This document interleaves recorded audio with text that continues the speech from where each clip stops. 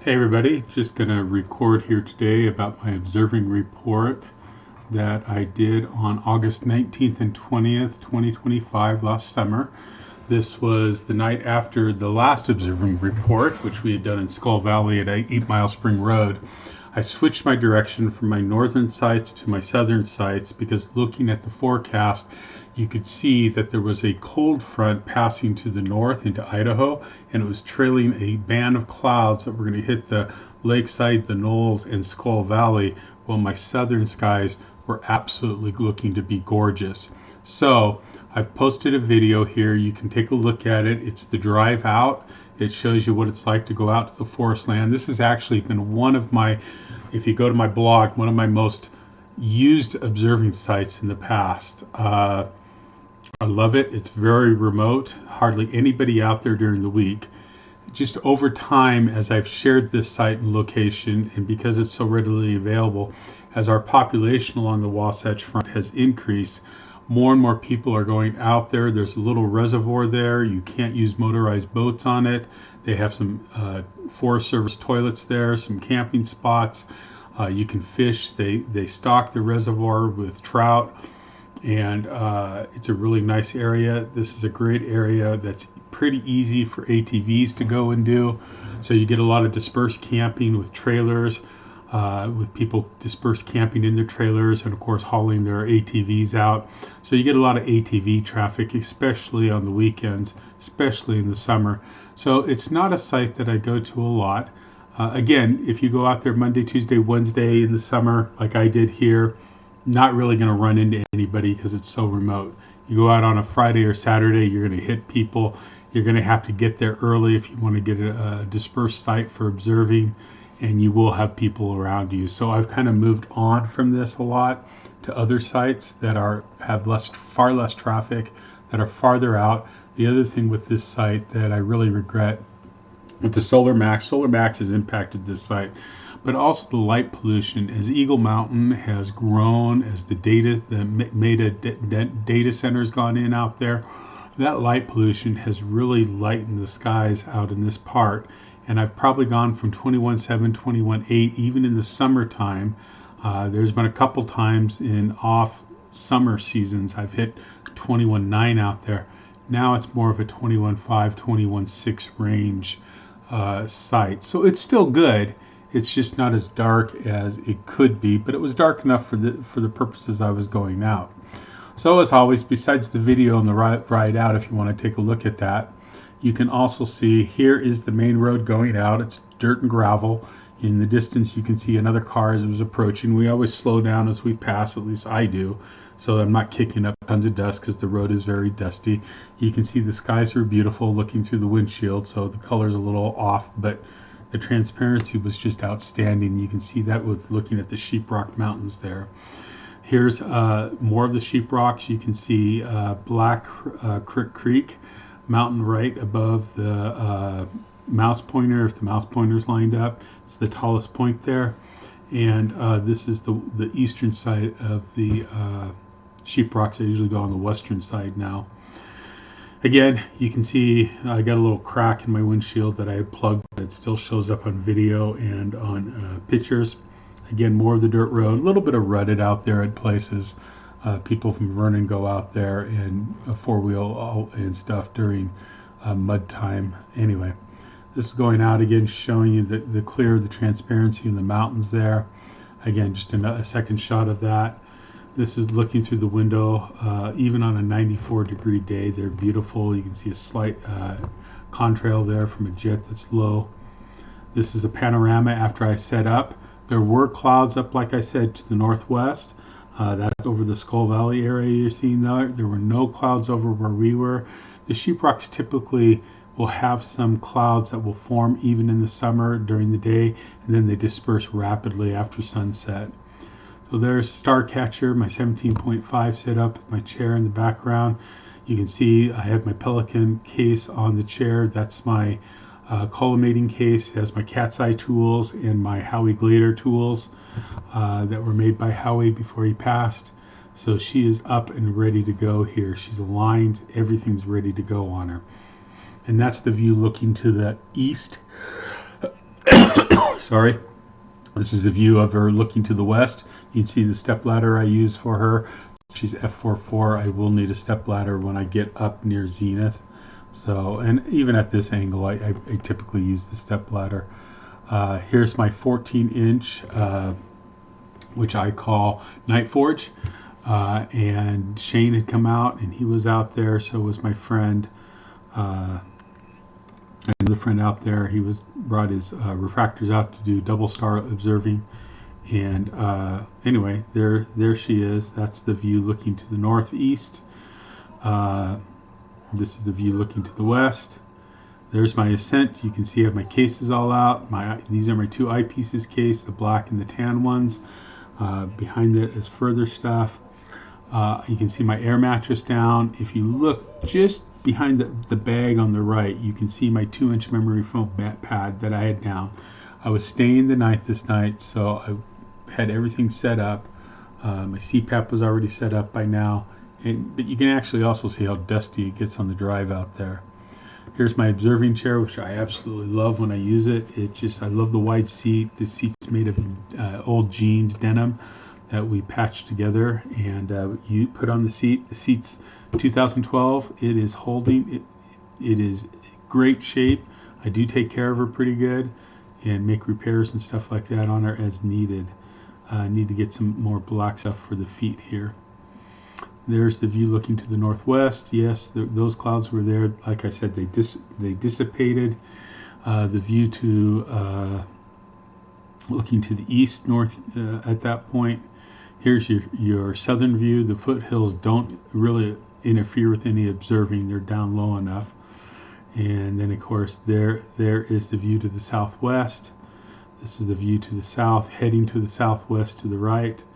The Daub again there. And you can see as you come down, it's just setting sunset, a couple clouds, they dissipated, and a great view looking absolutely south to southwest. South is straight on, southwest coming over to the right. You can see a few clouds over the mountains there. And again, they dissipate and go away. This night, following conditions, you can see actually I was at Forest Road number 2. My mouse is just kind of hanging over that if it's there for a minute. Hopefully it catches up to where I'm at. The night observed basically from 10:30 to about 3:30, 4 o'clock a.m.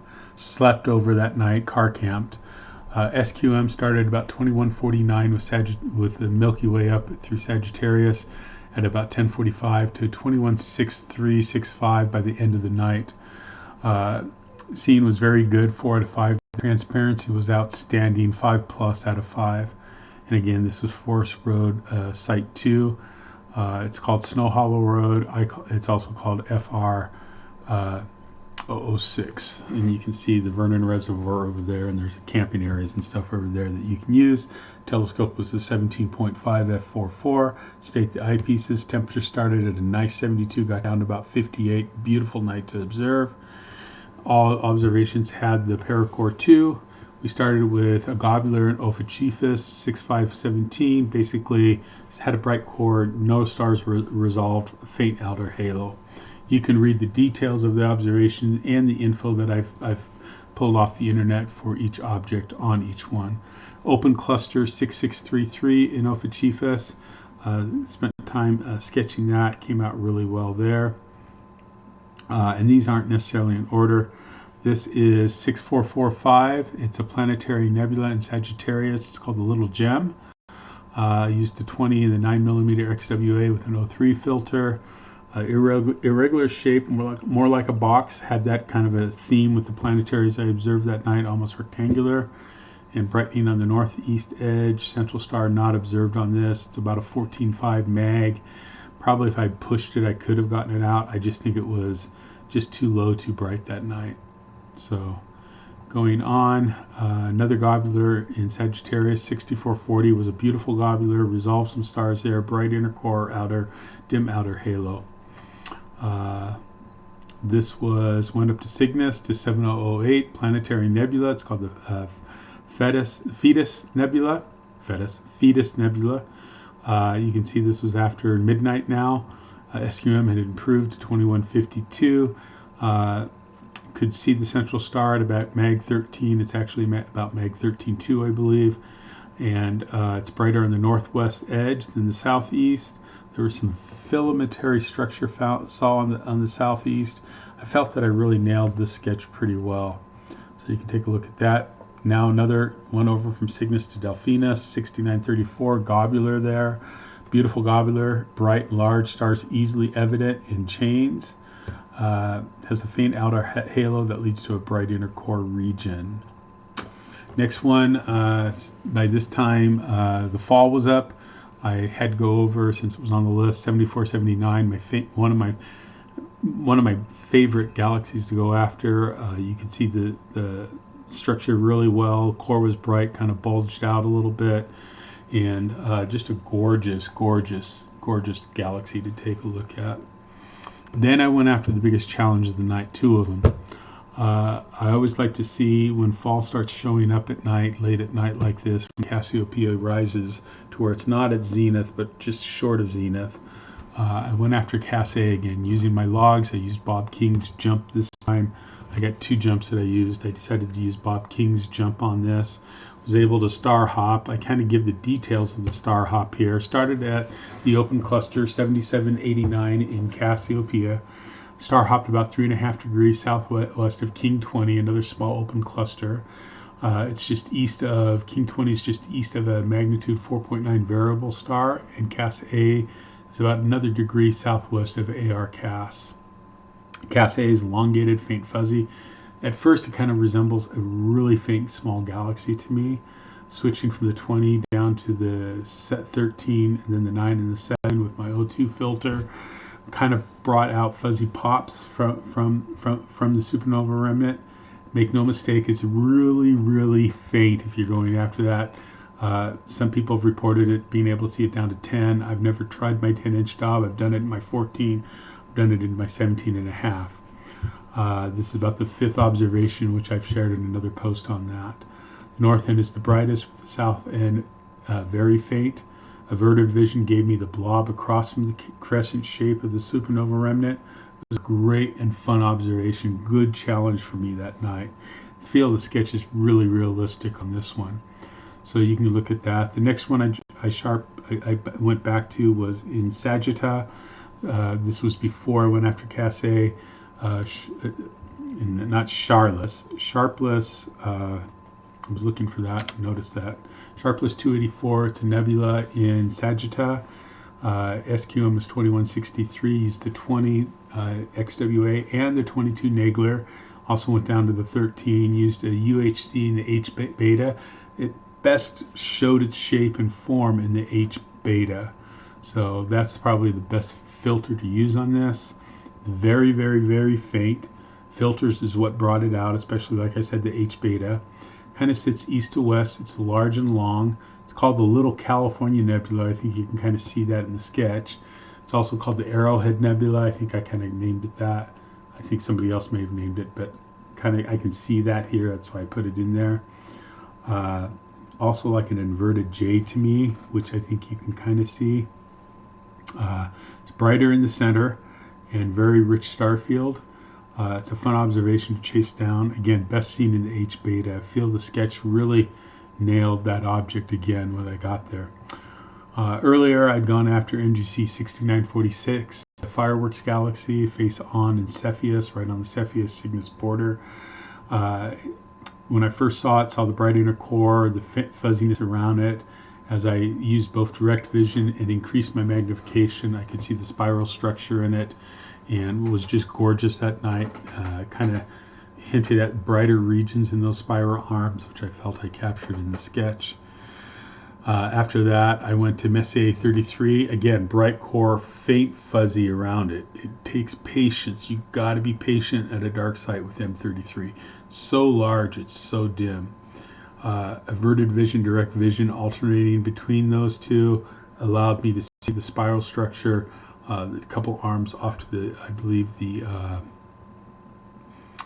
coming off, along with NGC 604 was also observed, which I kind of got in there as well. Anyway, beautiful observation. You can see there. I also had gone after the wild duck, Messier 11, earlier that night, and I sketched it. I never seen wild ducks in this. I see right in the center the Borg cube, so to me it's the Borg cube open cluster in Scuttum. SQM 2154, 20 and 13 and 9mm XWA.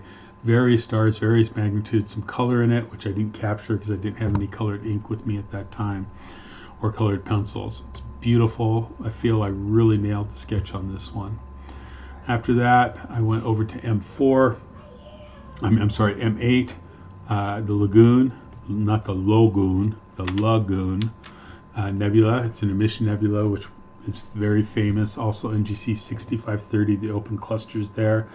Had some pinkish tones on the edges with the O3 and the UHC filters. The sketch actually has that pinkish tone, so those fainter out here on the edge are pinkish in the actual sketch. Used the 13, the 9, and the 7 XWA, O3, and UHC filter. It was just beautiful that night. It just showed so beautifully. I also used the SeeStar to image some of the things that I was sketching that night. I did not sketch off the images. I sketched off the eyepieces in the 17.5, and you can see how the SeeStar recorded them. The dumbbell showed up beautifully that night, I felt, and kind of reminds me of a view I had up at Wolf Creek and Elizabeth Ridge of it. I've seen it visually without the green, but with the football shape and then the structure in the middle. There's the wild duck that came out, and there's Messier 8. That's the enhanced version, the non-enhanced version with the open cluster there. And again, didn't sketch off these. I sketched at the eyepiece, a little bit difference between the two. But anyway, that was my observation. Had a great night. Crawled into bed about 4 a.m., got up about 10, packed up, and then went home. And after 2 days back-to-back observing, I took a little bit of a break for a couple days. Anyway, heading out tonight. I'm going to go do my swim right now, and then I'm going to come back, dress, and get loading so I can get out there early. Need to make sure the roads look good. I'll show you this really quick if I can bring it up. This is what, not that one. This is what, let's get out of that and I'll bring it back up. So our UDOT cameras have cameras on the roadways, and this will be the view. This is the view out there right now. See, beautifully clear. Snow's just there from the other day, just where the sun's not hitting it or melting it on the southern slopes of that can't get the sun that much. But the snow's gone. Roads should be pretty dry out there. You can see I'll be heading up either on this side or the other side of Lookout Pass there. It should be a great and wonderful night. I'll be going out tonight and again tomorrow night. So I hope you have clear skies where you are. I hope you get the opportunity to get out, and clear skies to you, and talk to you soon.